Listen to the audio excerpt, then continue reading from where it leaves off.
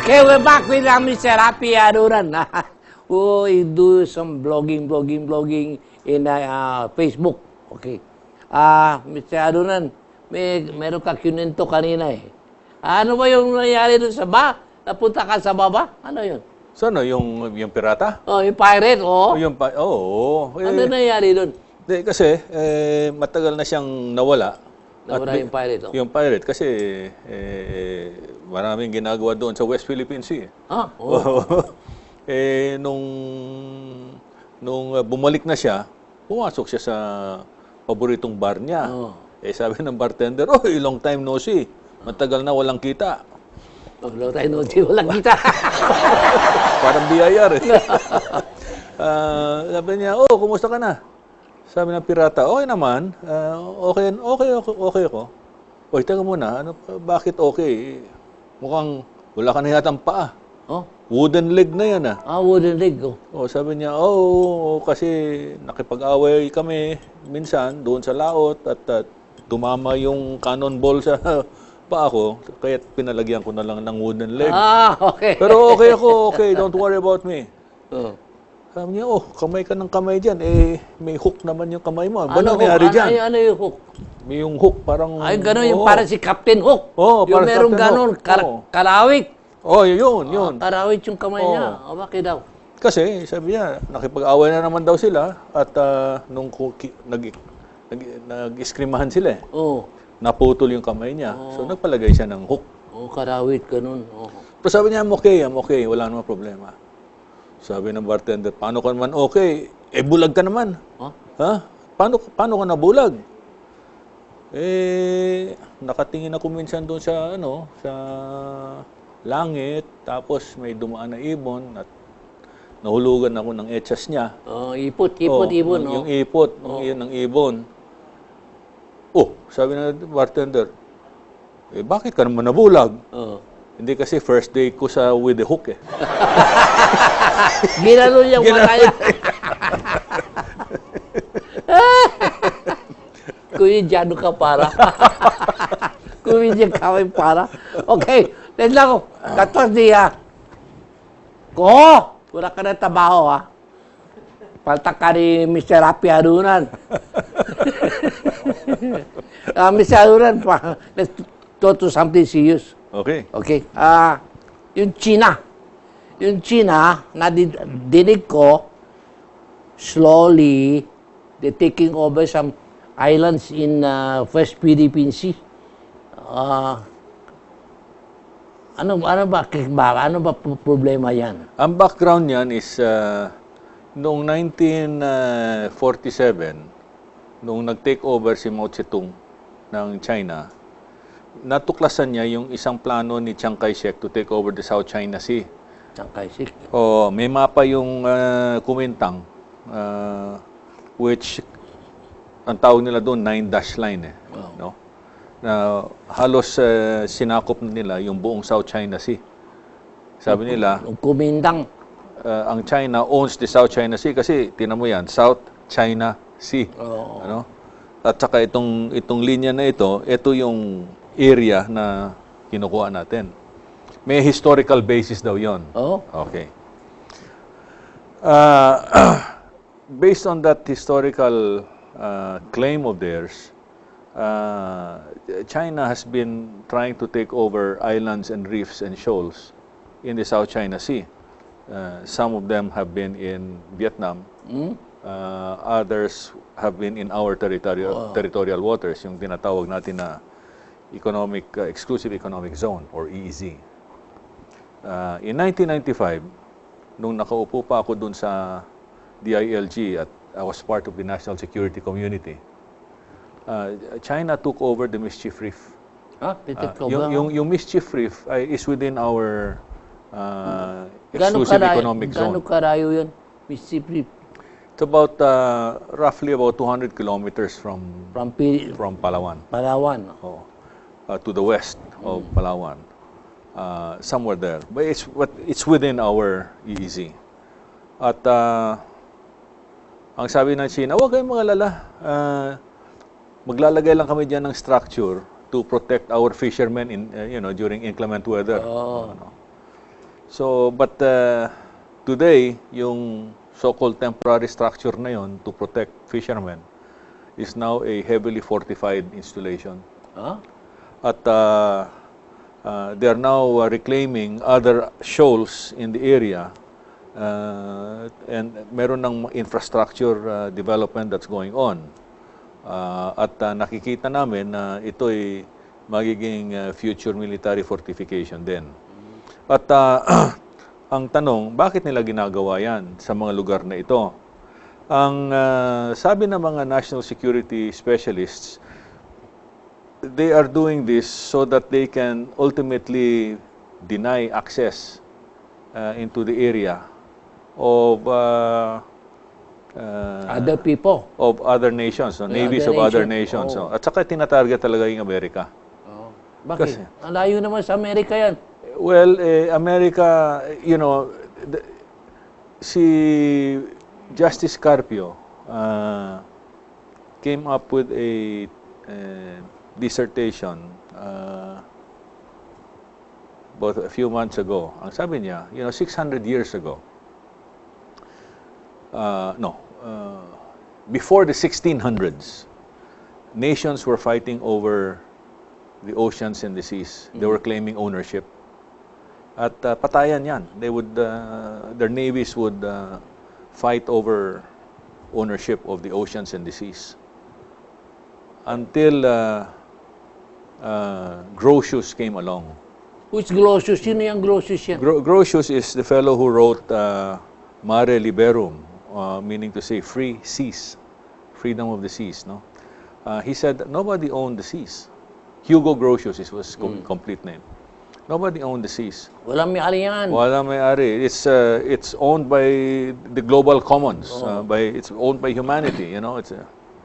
And his position was debated for many years, until it became the foundation for the international law of the sea. Oh. Today we are governed by the international law of the sea, and this is a law that hundreds of countries, most of the countries that belong to the United Nations have signed up to. China is a signatory, Philippines is a signatory, and other member states like those in ASEAN are signatories. And when they started taking over the islands, rock, Chip Rip, that. mga reefs, mga shoals within our territory, we filed a case against them. Only after maybe close to 20 years of trying to get China to negotiate and to discuss civilly the problem. Ayaw naman makinig. Ang sinasabi nila, sige mag-usap tayo, pero we have indisputable sovereignty over these islands. Sabi namin, how can we talk to you if doon pa lang hindi na natin pwedeng pag-usapan yung problema na yan. Kaya't after maybe 17 to 20 years, we decided to bring them to court. No? Kaya't nandun ngayon ang kaso natin sa isang arbitral tribunal ng United Nations. China, di ba? Very powerful nation yan ngayon, di ba? Very powerful. Malaki amin, ha? O yung bangkot na yun, pag sinabi China, Marika, sila ba susunod? Sa palagay ko, hindi nila sundin yan. Kasi ang napaka-arrogante. In fact, 2 years ago, sabi nga sa atin, alam mo, the reality is we are a big country and you're a small country. Okay. Ang China nagsabi na nagpahayag na. Sa court?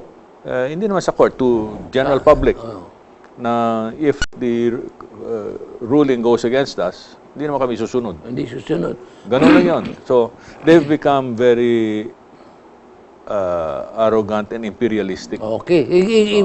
Kung yan ang kaso, that case, ano mayari sa Pilipinas? Well, hindi naman Pilipinas kasi so many countries are affected by the attitude and behavior of China. Inaway nila China. Ang India, meron silang land border dispute. Matindi rin yun. Japan, doon sa East China Sea. They're disputing certain islands there, the Senkakus. The Japanese call it Senkakus, the Chinese call it the IOU. And then there's Taiwan. No? Now you're seeing the freedom and democracy protests in Hong Kong. Oh. Okay.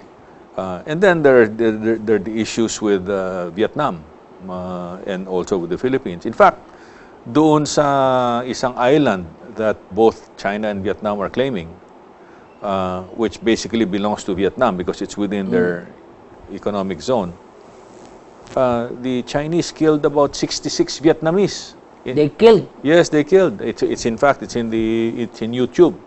Pinatay nila. Pinatay nila. The Vietnamese were they planted themselves on top of a reef, and they said this is Vietnamese territory. Rinatrat sila ng China, and that was captured on film. Oh. So China has been very aggressive. They've been waging an undeclared war on many countries because of their so-called 9-dash line, which is marking territory supposedly belonging to them. By the way, yung territory na sinasabi nila na that belongs to China, which eats up on the exclusive economic zones of Vietnam, Malaysia, Indonesia, Brunei, and the Philippines. All the mineral or mga oil and gas resources of these countries fall within the area that China is grabbing. Oh, di mayaman para yun. Yan na yun. Yes. Maraming mineral. So aside from taking over the South China Sea, they're also taking over the mineral resources, including the fisheries, no? Yung fisheries and corals, coral reefs, etc. Kasi yung coral reefs na yan, binabakbak nila yung mga coral reefs natin, and you know, they sell it as decorative items. Okay, tika muna. Siya, sabi mo, China, punta doon, kuha ito, dito, sakop yan. Ano ending nito? Ano ending? We want a peaceful ending. We want a legal settlement. That's why there are rules of the road. We want China to follow the rules of the road. Ayaw nga makinig. Ayaw nga makinig. Sabi hindi ako, sabi na, follow na, di ba? Sabi yes. mo. Sabi so, nila. where I'm saying that is our intent. Ayaw naman nila. Ngayon, ang tanong is, saan patungo ito? Saan patungo? Sa palagay ko, if China continues to behave that way, gera yan. Gera. At some point in the future. Pero hindi lang Pilipinas yan. Against all flag, China. Against all flags yan. Against all flags. Against all flag. Marami siya kalaban. Marami siyang kalaban. And most likely, ang Pilipinas will be part of a coalition. Okay. Kakatako isipin, ha? Pero hindi lang West Philippine Sea ang dapat kinatakutan natin. Ano yun pa? Kasi dito sa ating homeland, sa heartland natin, nakapasok na sila. Halimbawa, yung transmission grid, the one that relays electricity from north to south. Hawak nila. At China yan? So all they have to do is just close the switch and there's no more power. Blackout mo, Pilipinas? Pwede. Paano sila kapaso diyan? Well, ang gobyerno, they privatized Transco. This was during the time of Gloria Arroyo. So, maraming nagbid. Private sector nagbid. Ang nanalo dito sa bidding na ito for the operations and maintenance of the grid was the consortium of Ricky Rason and the China State Grid Corporation. Yung Filipino group, 60%. Yung Chinese group, 40%. Pero itong Chinese group had the exclusive contract to operate the grid. Okay. Tapos, a few years later, the Filipino investors changed hands from Ricky Rason to the group of Henry C. Jr. So, 60% Filipino, 40% Chinese. Pero yung Chinese na yon is still the same company that controls and operates the grid. So, we're vulnerable. We're very vulnerable. Sabi nga alaw eh. In the beginning, God made the heaven and the earth. Today, everything else made in China. China. Okay. Ito huli usapan natin, nakakatakot ha. Talaga, parang wala magawa Pipina sa ginagawa ng China. Anyway, Mr. Alunan, I want to thank you for coming here, discussing this thing. Yung sinabi mo ngayon, kura na naman eh. Buti na lang, Mongolian ako, hindi ako Chinese. Okay, ladies and gentlemen, let's give a big hand to Mr. Raffy Alunan III. Thank you very much. Thank you. Thank you, sir. Thank you.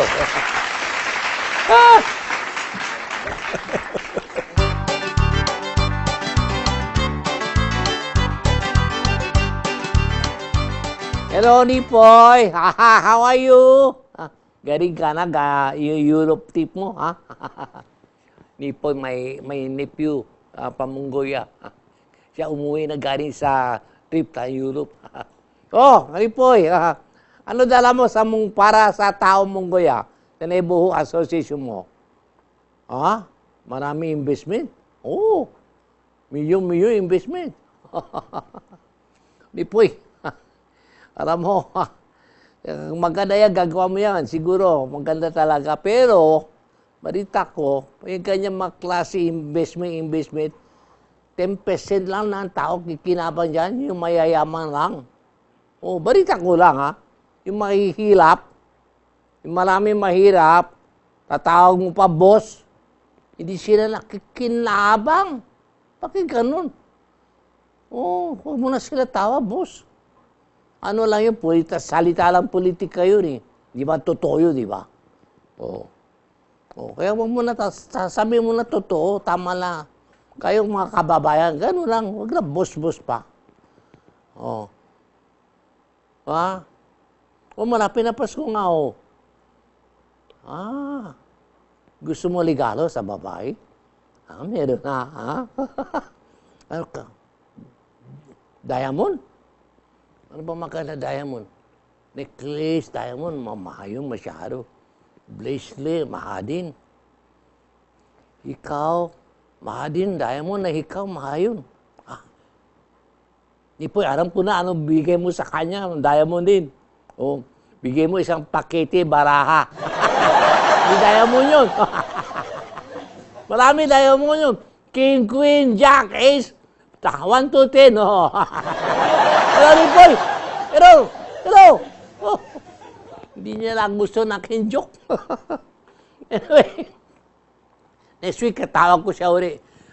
Meantime, ladies and gentlemen, I would like to thank Mr. Raffy Alunan III for coming here. Alam ko mahirap mapunta rito kasi matraffic, pero siya punta rito. I want to thank him and he also, I want to thank you for tuning into our program. Okay? Magandang gabi. Good night. Thank you very much.